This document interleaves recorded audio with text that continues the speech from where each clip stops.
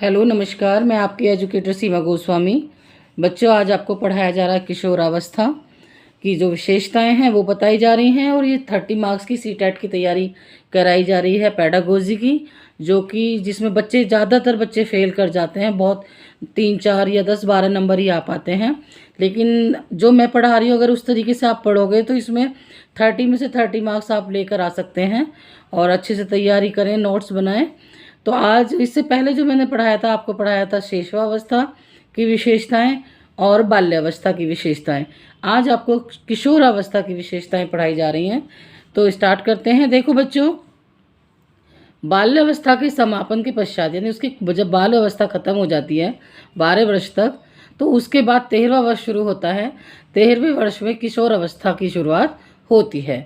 इस अवस्था में बालकों और बालिकाओं में क्रांतिकारी यानी बहुत सारे परिवर्तन होते हैं, जैसे कि मानसिक परिवर्तन, शारीरिक, सामाजिक, संवेगात्मक परिवर्तन होते हैं। इसलिए इस काल को जीवन के तूफान का काल भी कहा जाता है। इस अवस्था की मुख्य विशेषताएं निम्नलिखित हैं। अब जो हमने ये तुम्हें थ्योरी पढ़ाई है, उसमें क्वेश्चन ऐसे आ सकता है, बाल्यावस्था के बाद किशोरावस्था कितने वर्ष से शुरू होती है? तो ये 13वें वर्ष से शुरू होती है। इस अवस्था में बालकों में क्या परिवर्तन होते हैं? तो इसमें से जितने भी 3 4 बातें बताई गई हैं, यानी कि इनका जो क्रांतिकारी मानसिक, शारीरिक, सामाजिक एवं संवेगात्मक परिवर्तन होता है। तो इसमें से 2 शब्द भी दे सकते हैं आपको, यानी मानसिक भी दे सकते हैं, खाली शारीरिक और सामाजिक भी दे सकते हैं। संवेगात्मक परिवर्तन होते हैं। इस काल को जीवन के तूफान का काल भी कहा गया है। क्वेश्चन ये पूछा जा सकता है कि कौन से काल को जीवन के तूफान का काल कहा गया है? तो वो किशोर अवस्था को कहा गया है तूफान का काल।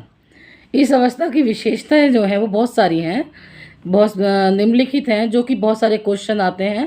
प्रीवियस क्वेश्चन की भी हम तैयारी कराएंगे, और आप खुद भी कहीं अगर आपको मिल रहे हैं तो तैयार देखें क्वेश्चन, क्या जो हम पढ़ा रहे हैं उसी में से क्वेश्चन आ रहे हैं, तो वहाँ से भी, और वो भी हम पढ़ा देंगे आपको।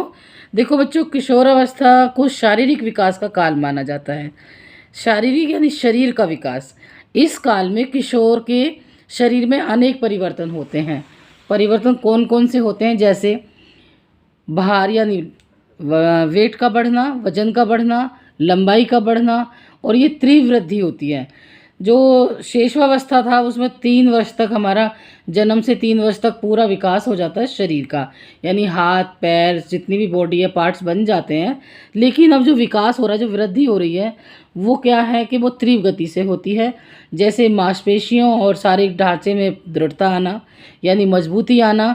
शरीर के हाथ पैर लंबे होते हैं, फेस लंबा होता है, गर्दन लंबी होती है, हेयर अच्छे होते हैं, हाथ पैरों की उंगलियां बढ़ती हैं। तो इस तरीके से वो शरीर के ढांचे में बहुत ज़्यादा दृढ़ता आती है। किशोरों में दाढ़ी आने लगती है। जब 13 वर्ष से 18 वर्ष तक के किशोर होते हैं, उनमें यानी लड़के जो होते हैं उनमें दाढ़ी वगैरह मूछें आने लगती हैं। और किसी किसी बच्चे को कम आती हैं तो किसी को ज़्यादा आने लगती हैं। और जो लड़कियां होती हैं उनमें मासिक जो धर्म है वो शुरू होने लगता है, यानी आपकी जो बॉडी है वो पूरी तरीके से परिपक्व होने लगती है 13 वर्ष से 18 वर्ष तक। तो क्वेश्चन ऐसे आ सकता है कि क्या क्या परिवर्तन होते हैं? शारीरिक परिवर्तनों की बात पूछी जाती है, और काफ़ी सारे क्वेश्चन यहाँ से आए हैं। तो पुरुषों में दाढ़ी मूछें आ जाती हैं, और किशोरियों में जो प्रथम मासिक है वो शुरू हो जाते हैं। और भार लंबाई में तीव्र गति से बहुत ही जल्दी उनकी हाइट बढ़ती है, और वो स्ट्रॉन्ग होते हैं, मजबूत होते हैं। तो इसके अलावा बच्चों देखो, जो पॉइंट नंबर 1 है बच्चों, इस अवस्था में क्या क्या होता है? इस अवस्था में किशोर के मासिक जो मस्तिष्क है, जो दिमाग है का लगभग सभी दिशाओं में विकास होता है। किशोरों में इस अवस्था में पाए जाने वाले मानसिक विकास के प्रमुख गुण हैं कल्पना करना, दिवा स्वप्नों की बहुलता, स्वप्न बहुत देखने लगते हैं, बहुत सारे विचार उनके आने लगते हैं। बुद्धि की अधिकतम विकास, जो बुद्धि का अधिकतम विकास इसी अवस्था में होता है। किस अवस्था में? किशोर अवस्था में। अब सोचने समझने और तर्क करने की शक्ति में वृद्धि, जो विरोधी मानसिक दशाएं हैं वो होती हैं। अब क्वेश्चन बच्चों ऐसे आ सकता है कि जो ये दशा है, किशोर अवस्था है जो आपकी, उसमें क्या क्या इस अवस्था में परिवर्तन होते हैं? तो सबसे बड़ा परिवर्तन तो है उसमें कल्पना बच्चा सोचने लगता है, बहुत सारी कल्पनाएँ करने लगता है। दूसरा, दिवा सपनों को की बहुलता आ जाती है। बहुत सारी ऐसे विचार आते हैं कि हमें ये बनना है, बहुत सारे अपने करियर के बारे में, आगे स्कूलों के बारे में, पढ़ाई के बारे में सोचने लगते हैं। बुद्धि का बहुत ज़्यादा विकास होता है, यानी बुद्धि हमारी परिपक्व होती है। आपने देखा होगा जब हम शैशवावस्था और किशोरावस्था की बात कर रहे थे, तो उस समय बच्चा सिर्फ कल्पनाओं में ही सारे काम करता है और उसकी जो सोच है वो थोड़ी छोटी होती है और उसके अंतर मन में ही चलता है सब कुछ, जो उसने सोच लिया वही है। लेकिन अब उसकी सोच परिपक्व हो रही है, विकास हो रहा है, बुद्धि में बढ़ोतरी हो रही है, सोचने समझने के तर्क करने की शक्ति आ जाती है। अब उन बच्चों में जो किशोर अवस्था में आने के बाद बच्चे तर्क करते हैं टीचर्स के साथ, पेरेंट्स के साथ, समाज में, फ्रेंड्स से, कि ये ऐसे काम होता है, इसका क्वेश्चन इस तरीके से होगा, या ये साइंस में ऐसा है तो इसका साइंटिफिक रीज़न क्या है।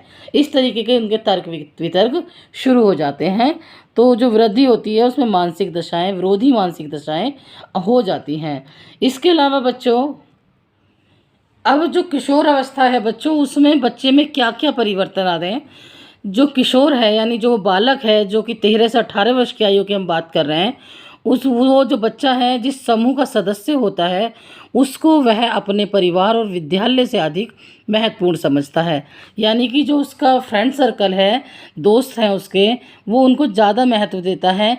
यदि उसके माता पिता और समूह के दृष्टिकोणों में अंतर होता है तो वह समूह के ही दृष्टिकोणों को श्रेष्ठ समझता है, यानी अपनी फ्रेंड्स की बातों को ही सही मानता है, माता पिता या विद्यालय की बातों को वो इतना नहीं महत्व देता है। क्योंकि ये एज ही ऐसी है, इस एज में आकर के बच्चा सिर्फ अपने सर्कल के लोगों के जो बच्चे हैं उनकी बातों को सही मानता है, सच मानता है, और उन्हीं के अनुसार अपने व्यवहार, रुचियों, इच्छाओं आदि में परिवर्तन करता है। अब आप टीचिंग की तरफ जा रहे हैं या आप पढ़ा भी रहे होंगे, जो बच्चे सीटेट की तैयारी कर रहे हैं, कहीं ना कहीं चाहे प्राइवेट पढ़ा रहे हों, ट्यूशन पढ़ा रहे हों, तो आपने देखा होगा कि जो इस एज के बच्चे हैं वो अपने फ्रेंड्स का बहुत ज़्यादा नकल करते हैं या उनको फॉलो करते हैं। जैसे उनकी हेयर स्टाइल, उनके बारे में, उनके जैसे कपड़े पहनना, किसी बच्चे ने शूज़ लिए सेम शूज़ लेना कि ठीक है मैं भी लूँगा, इस तरीके की जो प्रवृत्ति होती है अपने फ्रेंड सर्कल के बीच में उनमें ज़्यादा होती है। तो क्वेश्चन आ सकता है किस समूह में बच्चे जो होते हैं, जो किशोर अवस्था के जो बच्चे हैं, किस समूह के लोगों के साथ ज़्यादा अच्छे से कोरिलेट कर पाते हैं। तो वो अपने फ्रेंड सर्कल यानी अपने एज ग्रुप के बच्चों के साथ ज़्यादा अच्छे से उन्हें फॉलो करते हैं या उनका व्यवहार उनको ज़्यादा अच्छा लगता है। इसके अलावा बच्चों, क्योंकि उनकी रुचियाँ, इच्छाएं एक जैसी होती हैं, पेरेंट्स बड़े होते हैं तो उनकी रुचि और इच्छाएं अलग होती हैं, टीचर्स उनको अलग तरीके के महत्व समझाते हैं, लेकिन जो फ्रेंड्स होते हैं वो उनको उनके ही जैसा सोचते हैं, क्योंकि वो भी उसी अवस्था के हैं, तो उनकी आपस में ज़्यादा बनती है या आपस में उनके विचार ज़्यादा मिलते हैं। जो किशोर अवस्था में थर्ड पॉइंट है इसका बच्चों की किशोरों में आवेगों और संवेगों की बहुलता होती है। तो क्वेश्चन ऐसे आ सकता है कि आवेग और संवेगों की बहुलता किस एज ग्रुप में होती है, तो वो किशोरों में होती है, जो कि 13 से 18 वर्ष होता है। वैसे कहते हैं कि 12 से 18 वर्ष, क्योंकि हमने जो वो वाली अवस्था देखी थी वो 6 से 12 वर्ष देखी थी। तो इस तरीके से हम इसको 13 से 18 वर्ष भी कह सकते हैं। तो ये बहुलता होती है किशोरों में। यही कारण है कि उनकी विभिन्न अवसरों पर विभिन्न प्रकार का व्यवहार होता है। उदाहरण के लिए हम सब कह सकते हैं कि इस समय वह अत्यधिक क्रियाशील होता है और किसी समय अत्यधिक मंद, किसी परिस्थिति में साधारण रूप से उत्साहपूर्ण और किसी में असाधारण रूप से उत्साहहीन होता है। देखो बच्चों, ये जो है ये हमें कार्य करने के लिए प्रेरित तो करती है, लेकिन वो एक समय के साथ हर बार उनका जो मूड स्विंग होते हैं या उनका जो सोचने का तरीका है, कहीं पे तो वो बहुत ज़्यादा एग्रेसिव हो जाएंगे, बहुत क्रियाशील हो जाएंगे। जैसे कोई टीचर कोई प्रोजेक्ट बनवा रही है तो बहुत अच्छे से उसमें पार्टिसिपेट करेंगे। कभी कभी जब पेरेंट्स या कोई उनके मन का काम ना हो तो वो उसमें बहुत स्लो हो जाते हैं। तो वो उस परिस्थितियों के आधार पर ही होता है, क्योंकि किशोरों में आवेगों और संवेगों की बहुलता होती है। तो ये क्वेश्चन पूछा जा सकता है कि कब होती है, तो ये किशोर अवस्था में होती है। इसके अलावा बच्चों, किशोर अवस्था में बालक नैतिक एवं अनैतिक बातों पर विचार करने लगता है, परिणाम स्वरूप अपने जीवन दर्शन का निर्माण करता है। वह ऐसे सिद्धांतों का निर्माण करना चाहता है जिसकी सहायता से वह अपने जीवन में कुछ बातों का निर्माण कर सके, क्योंकि वो दिमाग से पूरी तरीके से मैच्योर परिपक्व हो जाता है। तो उसे सही और गलत, नैतिक बातें होती हैं जो सही होती हैं, अनैतिक बातें होती हैं जो गलत होती हैं, तो उसको अंतर पता चल जाता है, कंप्लीटली अंतर पता चल जाता है कि एक बात ये जो काम किया जा रहा है वो सही है या गलत है। तो उसके विचार परिपक्व होने लगते हैं। तो क्वेश्चन आ सकता है कि किस अवस्था में बच्चा जो बालक है वो नैतिक और अनैतिक बातों पर विचार करने लगता है। तो वो किशोर अवस्था में करने लगता है। किशोर अवस्था ना आकर के एज ग्रुप दे दिए जाएंगे, जैसे जन्म से 6 वर्ष, 6 से 12 वर्ष और 12 से 18 वर्ष। तो इसमें ये भी याद रखना है कि 12 से 18 वर्ष की आयु के बच्चे नैतिक अनैतिक बातों पर विचार करने लगते हैं, परिणाम स्वरूप अपने जीवन दर्शन का निर्माण करते हैं। जो जीवन है उनका, आगे उन्हें क्या करना है, किस तरीके से आगे बढ़ना है, पढ़ाई में क्या करना है, किस तरीके के सब्जेक्ट लेने हैं, तो ये सब उनके अंदर परिपक्वता होती है। वह ऐसे सिद्धांतों का निर्माण करना चाहता है जिनकी सहायता से वह अपने जीवन में कुछ बातों का निर्माण कर सके, यानी उसको डिसाइड करने की जो क्षमता है, सोचने की जो क्षमता है वो ज़्यादा बढ़ जाती है। हालांकि उसमें पेरेंट्स और टीचर्स का बहुत बड़ा योगदान होता है समाज का, लेकिन बच्चा खुद भी डिसाइड करने लायक हो जाता है कि मुझे आगे जीवन में क्या करना है और मेरे जीवन को आगे किस तरीके से सही दिशा मिल सकती है। उसे इस कार्य में सहायता देने के उद्देश्य से ही आधुनिक युग में युवा आंदोलनों को संगठित किया गया है।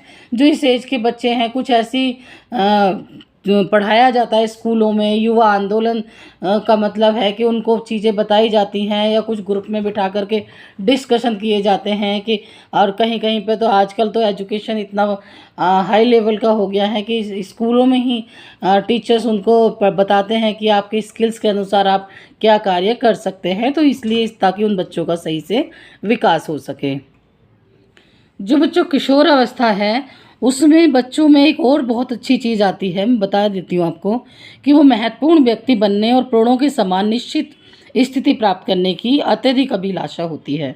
जिस इस एज ग्रुप में बच्चे होते हैं वो सोचते हैं कि मुझे एक अच्छा व्यक्ति कैसे बनना है। महत्वपूर्ण व्यक्ति से मतलब है कि एक ऐसा मुकाम हासिल करना जिससे मेरा समाज में नाम हो, लोग मुझे सम्मान की दृष्टि से देखें, और जो प्रौढ़ हैं, जो बड़े बूढ़े हैं, उनके समान जो अच्छे कार्य किए हैं जिन्होंने, उनको वो फॉलो करने लगता है। इसके अलावा बच्चों, ब्लेयर जोन्स एवं सिम्पसन के शब्दों में किशोर का महत्वपूर्ण बनना, अपने समूह में स्थिति प्राप्त करना और श्रेष्ठ व्यक्ति के रूप में स्वीकार किया जाना चाहता है। एक किशोर, ये जो परिभाषा है ये ब्लेयर और जॉन्स एवं सिम्पसन ने कहा है कि जो किशोर है, जो बच्चे हैं 12 to 18 वाले, उनका महत्वपूर्ण ये है कि वो बनना चाहते हैं ऐसे कि अपने समूह में स्थिति प्राप्त, यानी जो ग्रुप है उनका, उनमें एक उच्च स्थिति प्राप्त होना चाहिए और श्रेष्ठ व्यक्ति के रूप में लोग उसे स्वीकार करें। तो ये क्वेश्चन आ सकता है कि ये किसने कहा है, किसकी परिभाषा है कि बच्चे ये चाहते हैं कि वे महत्वपूर्ण बने, समूह में अपना मान सम्मान बढ़ाएं या श्रेष्ठ व्यक्ति के रूप में जाने जाएं। तो ये ब्लेयर जोन्स एवं सिम्पसन ने कहा है। सिम्पसन ने इन बच्चों के बारे में ये परिभाषा दी है। इसके अलावा बच्चों इनमें एक चीज़ और होती है कि वो, जब आपने भी देखा होगा आसपास अपने बच्चों को, कि जो छोटे छोटे बच्चे होते हैं इस एज के, तो उनमें ज़्यादातर भगवान के प्रति यानी ईश्वर के प्रति कम मान्यताएं होती हैं या ईश्वर के प्रति आस्था कम होती है। जिनके घर में थोड़ा माहौल पूजा पाठ का होता है उनका अलग है, लेकिन अगर हम ज़्यादातर बच्चों की बात करें तो उनमें आस्था कम होती है। इनके संबंध में इनमें इतनी शंकाएं उत्पन्न होती हैं कि वे उनका समाधान नहीं कर पाते हैं। वो नहीं समझ पाते हैं कि किस तरीके से उपासना करनी है, पूजा करनी है। जैसे शिक्षा वो प्राप्त करते हैं, रेगुलरी शिक्षा प्राप्त करते हैं, खेलना कूदना, जितना एफर्ट उसमें डालते हैं उतना पूजा पाठ में ईश्वर के प्रति आस्था नहीं दिखा पाते।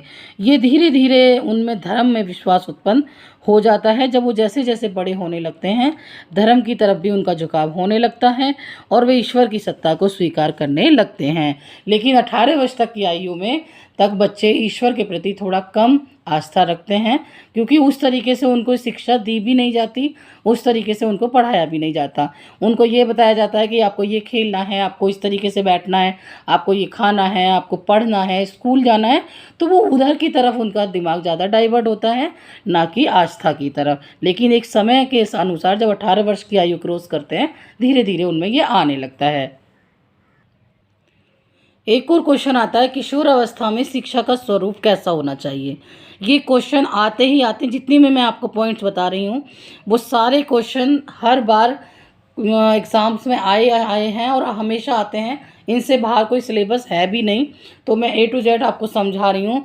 देखो बच्चों, किशोर अवस्था में शिक्षा का स्वरूप कई प्रकार से होता है, यानी निम्न प्रकार से होता है। एक, किशोरों को मानसिक शक्तियों के सर्वोत्तम और अधिकतर विकास के लिए शिक्षा का स्वरूप उसकी रुचियों, रुझानों, दृष्टिकोणों और योग्यताओं के अनुरूप होना चाहिए।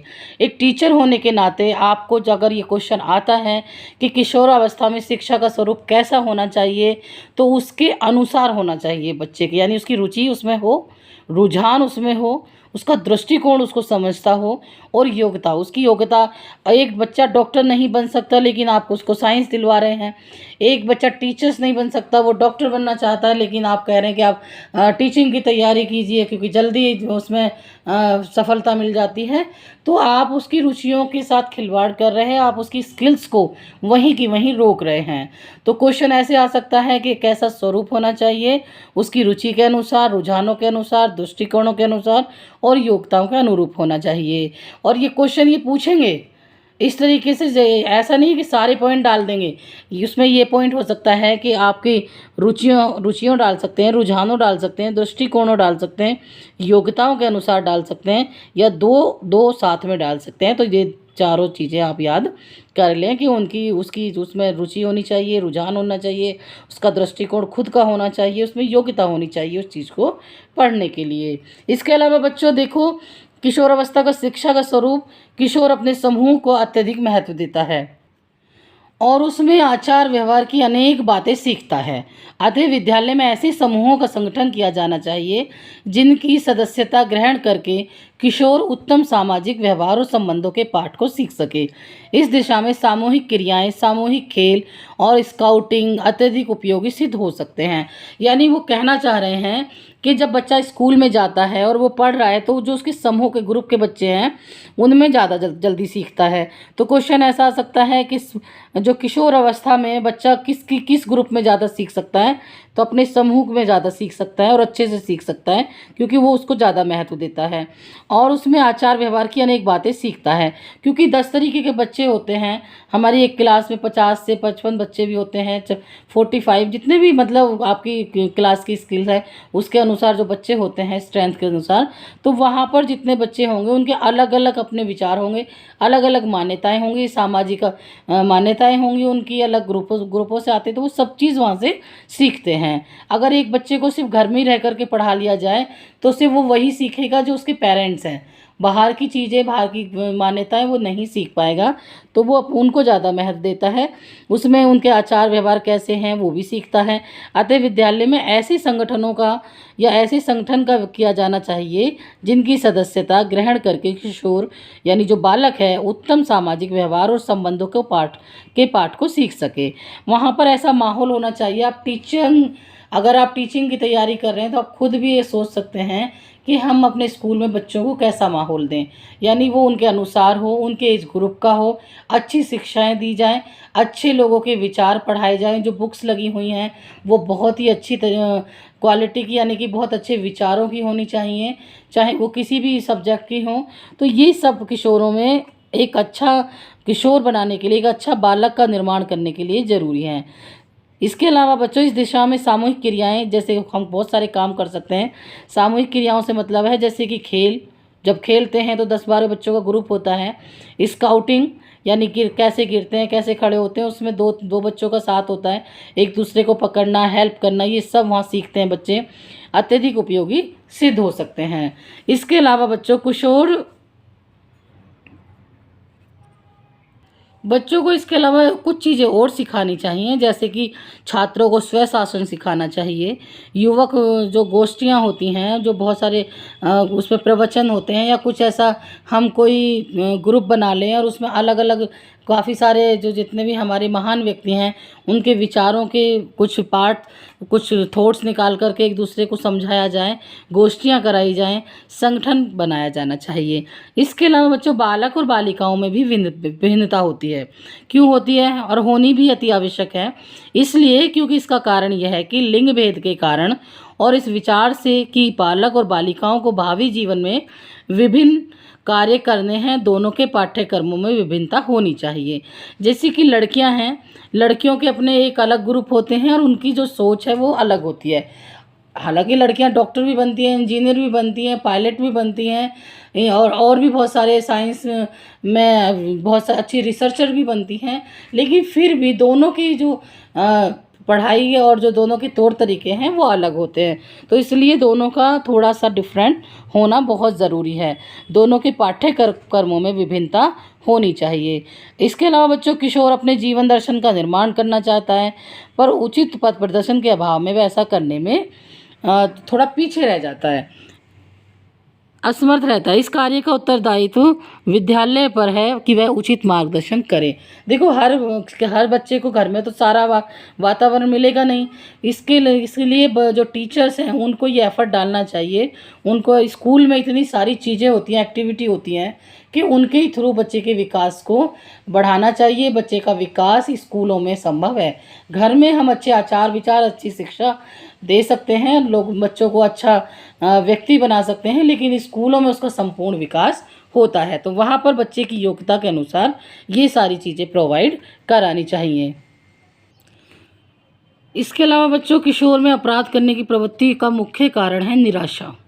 इस कारण को दूर करके उसकी अपराध प्रवृत्ति पर अंकुश लगाया जा सकता है।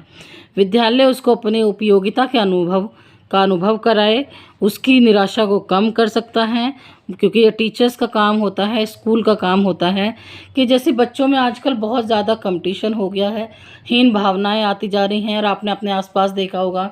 और ये बहुत ही ख़राब परिस्थिति है इस समय बच्चों के साथ कि जो टीचर्स हैं, हम टीचर्स का दायित्व है कि हम बच्चों को एक तरीके से मोटिवेट करें। वो जिस भी अगर गेम्स में अच्छा है तो उसको गेम्स की तरफ ले जाएं, अगर वो एजुकेशन पढ़ने में अच्छा है तो उसको उस तरफ ले जाएं, या उसकी स्किल्स ड्राइंग में हो सकती हैं तो उसको ड्राइंग की तरफ हम उसको प्रोत्साहित कर सकते हैं।